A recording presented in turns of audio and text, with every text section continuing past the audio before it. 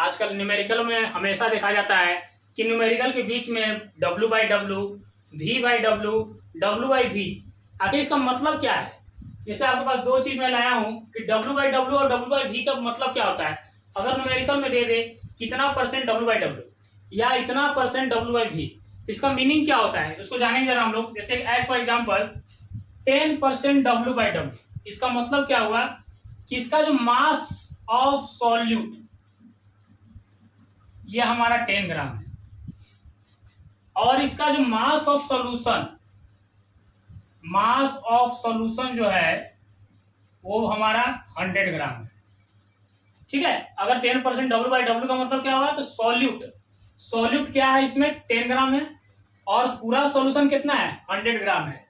As per इसका दूसरा भी एग्जांपल देख सकते हैं कि अगर मान लीजिए 25% H2SO4 ब्रैकेट में लिख देगा W/W, इसका मीनिंग क्या होगा कि जैसे 25% H2SO4 W/W, इसका मतलब हुआ कि मास ऑफ H2SO4 का जो हुआ हमारा H2SO4 यानी हमारा सॉल्यूट हो गया वो 25 ग्राम और इसका जो मास ऑफ सॉल्यूशन होगा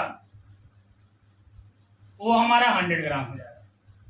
इन दोनों का हेल्प से जैसे आपके सामने एक टर्म आएगा मोलालिटी, तो उसमें मास ऑफ सॉल्वेंट का जरूरत पड़ता है, तो सॉल्यूशन में से सॉल्यूट को माइनस कर देंगे तो मास ऑफ सॉल्वेंट आ जाएगा।